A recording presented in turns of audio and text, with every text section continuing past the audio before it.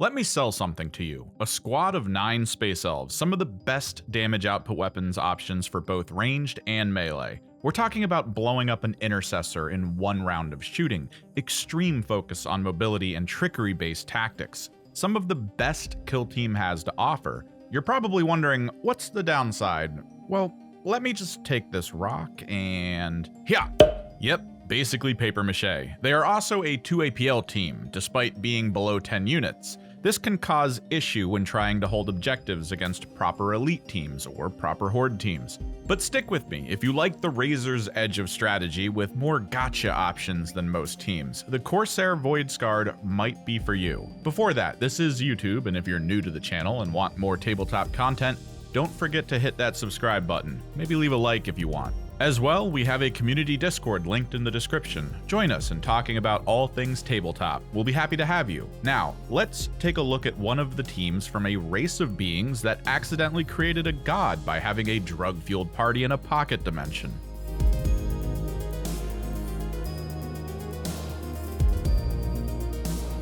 Two APL can be rough, but it is usually made up for in numbers. At 9 units total on the field, the Voidscarred need a different option. In Kill Team, there are ways to create pseudo 3 APL units. Sometimes you can have a unit that is able to perform a free mission action, maybe a unit that gets 2 shoot actions for the price of 1, or maybe a ploy that allows certain actions to be taken for free. The Voidscarred have many of these options, but to push the pseudo APL function further, they also have a universal version, Aeldari Raiders, an ability that provides every unit on the team with a free dash. That might seem pretty powerful, and in most instances it is, but there are moments in the game where a 3 APL unit might want to move, shoot, and then capture a point. Can't do that with just this function. Also, you can't dash after a charge, so going into melee ensures this bonus can't be used. And these Space Elves excel in close-range melee, so you'll want to be there often. The trick is how Aeldari Raiders functions with other abilities on the team. Ploys that provide free mission actions, a unit that can even enhance an ally's APL for an activation. A lot of stacking strategies that will need careful consideration before executing any plans. Not for the faint of heart, but mastery of this team will give you some incredible insight into what a game of Kill Team can be.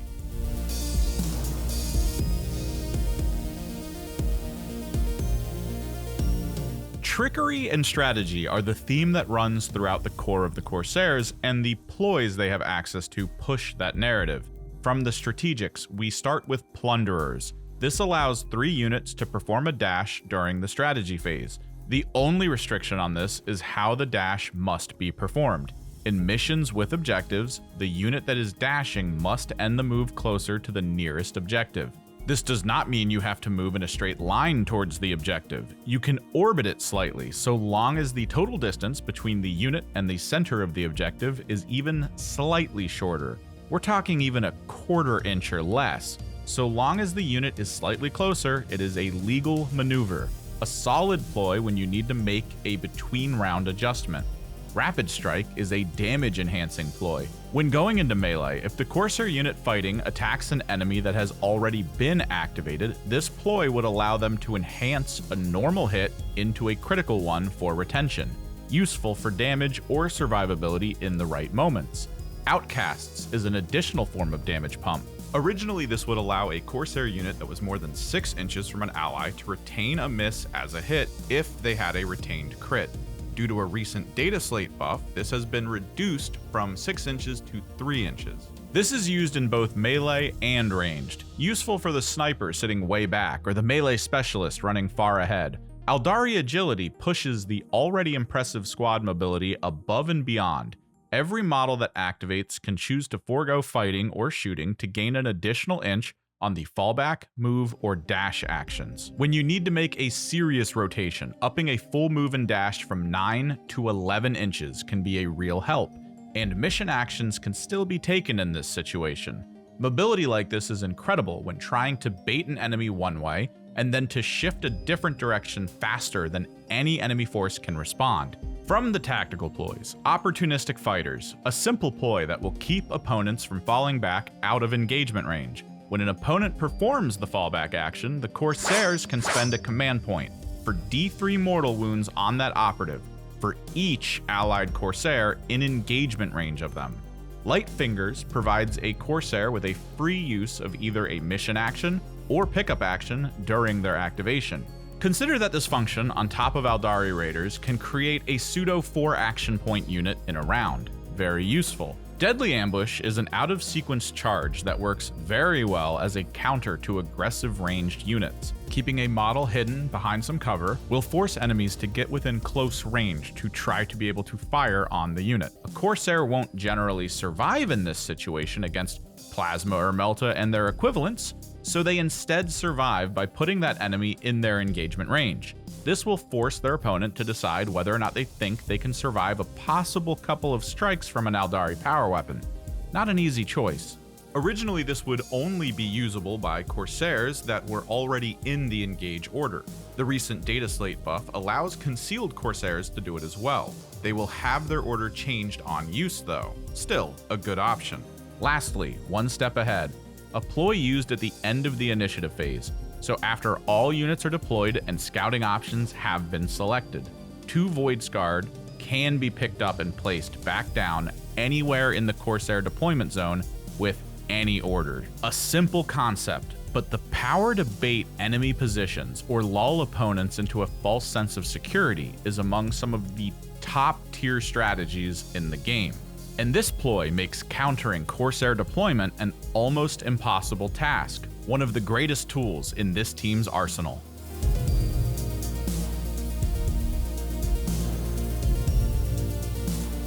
The Tac Ops that the Corsairs bring to the table play into a sense of total field domination, a good flavor for Aeldari arrogance. Flawless Raid is for those who feel victory is already assured. Revealing this during a turning point after the first, in which the Corsairs are winning, provides 1 additional victory point. Remaining dominant at the start of any subsequent turning point will finish this mission out. Soul Guard is revealed straight away, and every Corsair that dies leaves behind a token. Other Corsairs are able to use the pickup action on these to recover them. If no Corsairs die during the game, the 2 points are fully achieved, so you won't have to force units to die to finish this.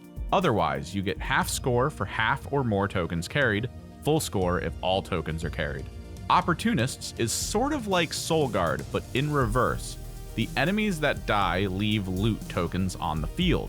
The goal is to pick these up before the end of the game. 1 token for 1 point, 3 tokens for full score.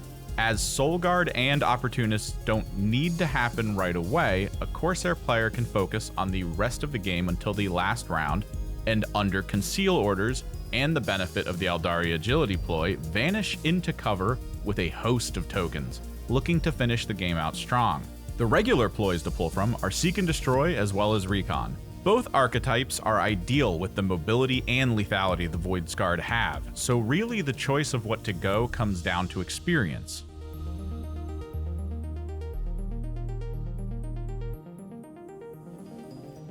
The Corsairs bring a nuanced selection of equipment, and for many, there really isn't much choice, but depending on the opponent, there are certainly strong options to fill in some gaps for the Corsairs. We'll start with the Dieternal Mantle.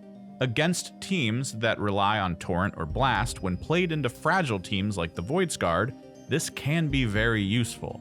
It provides the model an elite level 3+ save against such weapons. The Plasma Grenade is the only indirect equipment the Corsairs have access to. Its focus is on anti-horde like its Frag Grenade counterpart. However, instead of the common frag 2-3 damage line, the Plasma Grenade comes with a 3-4, as strong as the common Imperial Bolter. The Corsair Blade makes the non-melee Corsairs have a fighting chance in close quarters. Many of the operatives come with power weapons, so the blades might not see much use, but the warriors with rifles, or the heavy and regular gunners, or even the duelists to some degree could see benefit for having this in their inventory, as it simply increases their fist damage. The Ocular Scanner provides its operative with a 1 action point ability to prevent enemies from getting cover save retention. It's not much, but there are some teams that get strong benefits from being in cover that this might help against. As well, an entrenched Heavy Bolter Legionary is a hard task to overcome when it can choose to retain a save. Runes of Protection provide the operative full save rerolls against the Manifest Psychic Power ability. Probably a rare pick at most times. Keep it in mind when going against heavy psychic shooting teams like the Warp Coven. The Mist Field is equipable to the Thelarch only and provides a 2-inch area of effect that gives nearby allies a 5+ invulnerable, a very powerful and probably commonly used item. The Lodestar Helm is a must-take when fielding a Wayseeker. The Eldari caster has the benefit of casting 2 psychic powers and an activation. Without this item, it could suffer mortal wounds as a result of a failure. The helmet won't prevent the failure, but it will prevent the damage. Lastly, they can bring a Pathfinder Cloak, a Fate Dealer specific item that provides the sniper a form of super conceal, preventing enemies from treating it as being an engage, a solid way to prevent enemies on vantage points from targeting the silent operative. Most people will lean on the Mistfield, Lodestar, and Pathfinder Cloak as their core choices. This gives room for 1 plasma grenade as the final option for 10 equipment points. Don't underestimate the other items in different situations. Let experience be your guide if you venture away from the common core choices.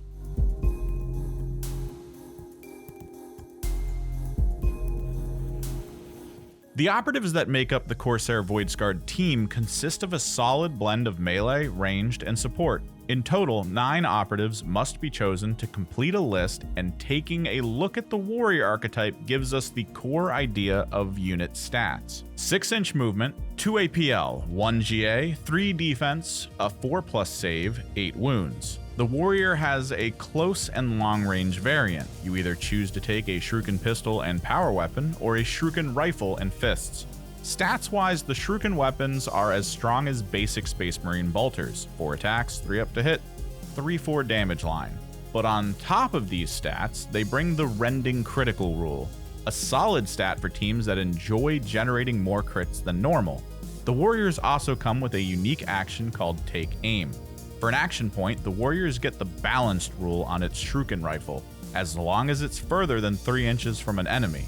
This makes warriors fairly worth it if you need to lean heavily into full range, although most will lean on the power weapons this team has, as the 4/6 damage line and lethal 5 plays well with the rapid strike and outcast Ploys. Sticking with the idea of ranged, the gunner specialist brings 2 options for mobile ranged combat: a blaster for anti-elite damage, 4 attacks, 3 up, 5/6 damage, AP2, horrifying for heavily armored enemies and everything below them.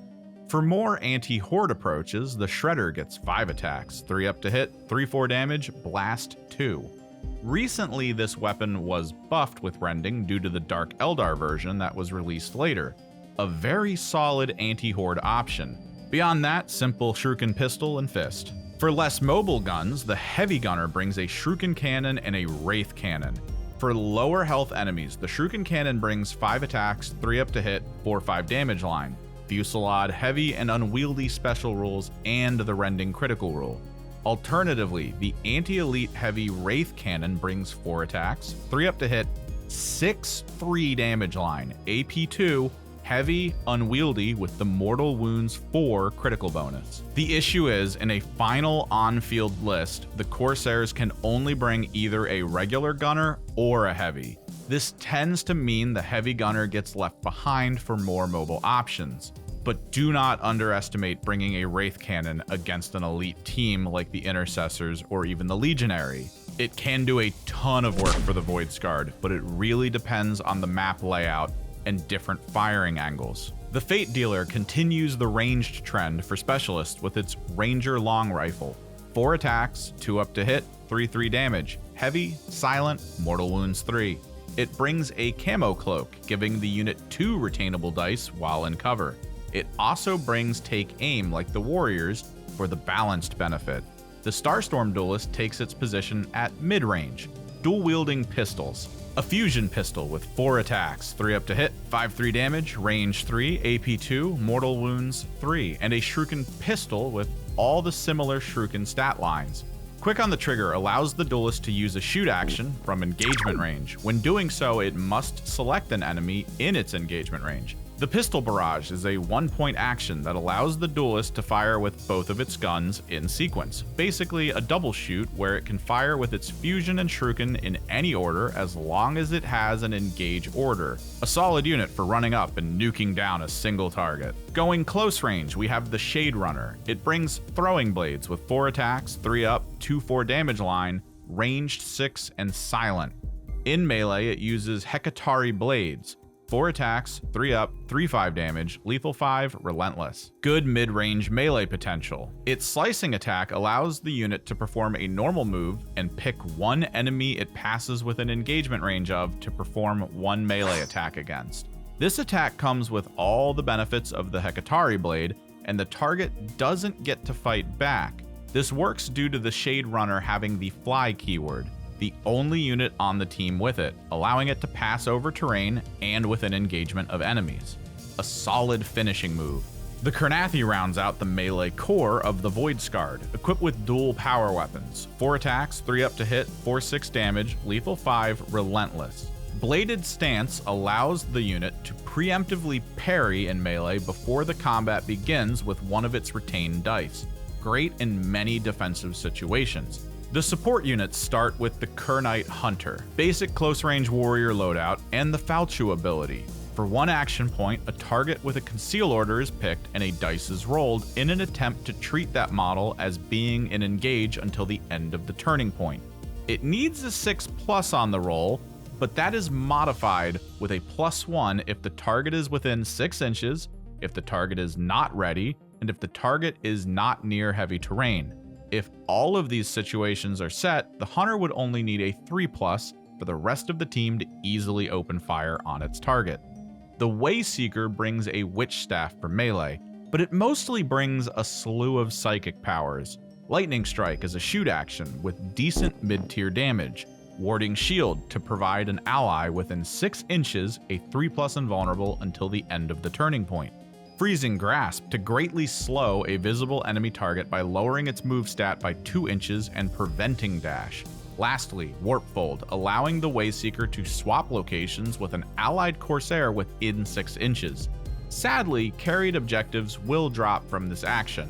2 of these abilities can be used per activation, with some risk depending. The Soul Weaver brings 2 special psychic actions. Soul Channel, which provides 1 APL to an ally within 6 inches, and Soul Heal, which provides a D3 heal to an ally also within 6 inches. The heal can be performed twice if needed. Lastly, the Corsair Leader, the Felarch. +1 wound as most leaders gain, and a selection of ranged weapons to pair with its power weapon. The usual Shuriken rifle and pistol with its 2 up to hit benefit, but also a Neuro Disruptor option for close range mid-tier damage. 4 attacks, 2 up to hit, 4/5 damage, range 6, AP1, stun critical rule. When the Felarch activates, it can trigger Coordinated Strike, allowing a nearby ready ally within 3 inches to activate at the end of the Felarch's activation. A solid pseudo 2GA function to keep the team's total activations low. It also comes with the Warrior's Take Aim, which still only assists the rifle. A great spread of specialists, quality damage, brutal speed, solid adaptability when needing to go full range or full melee. Just an overall well-designed team.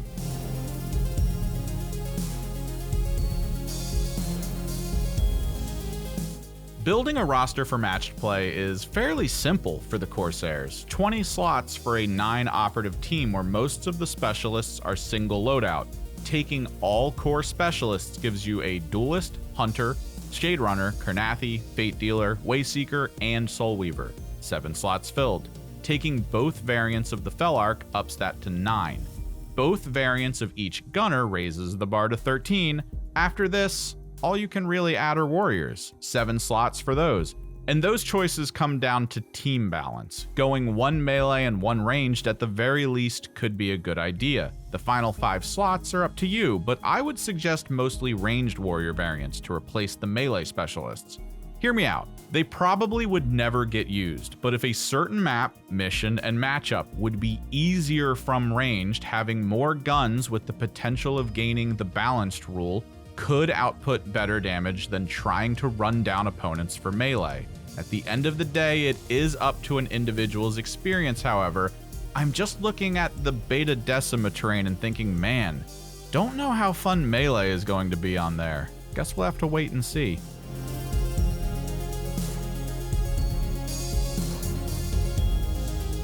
There are a plethora of strategies that the Corsairs have access to thanks to their vast toolkit.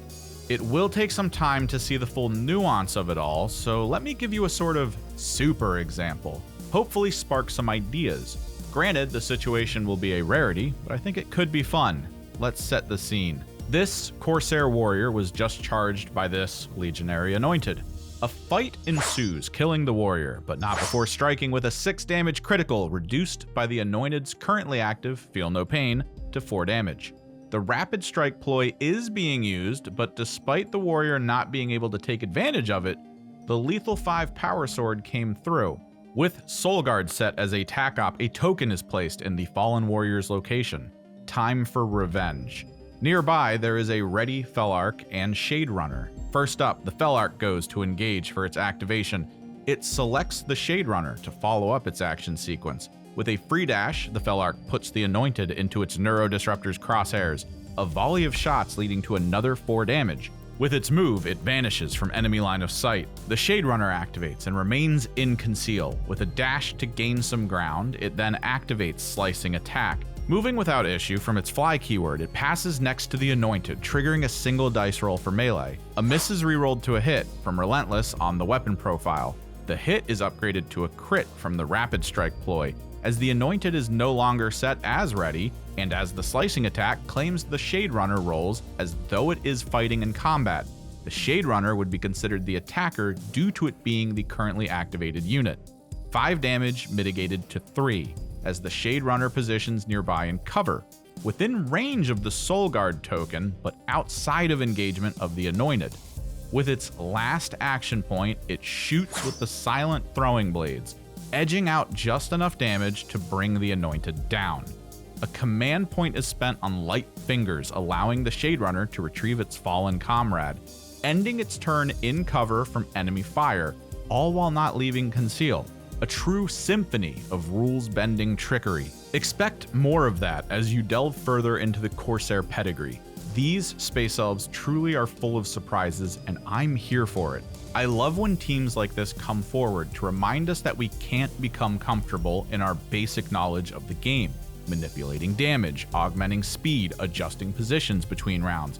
Not even unit deployment is set in stone. But then again, a light breeze will crumple them. A little bit of a trade-off there, but maybe you're into that kind of gamble. These space pirates would be perfect for you. Thanks for watching. Maybe you play the Corsairs, or perhaps you get matched against them often. If you have any fun stories or strats, let everyone know in the comments below. There's an almost endless Pandora's box of possibilities, I'm sure. And don't forget, you can continue the conversation on our community Discord. We'd be happy to have you. As always, likes for the like god and subscribes for the subscribe throne. I am Kimerix, and I'll see you in the next one.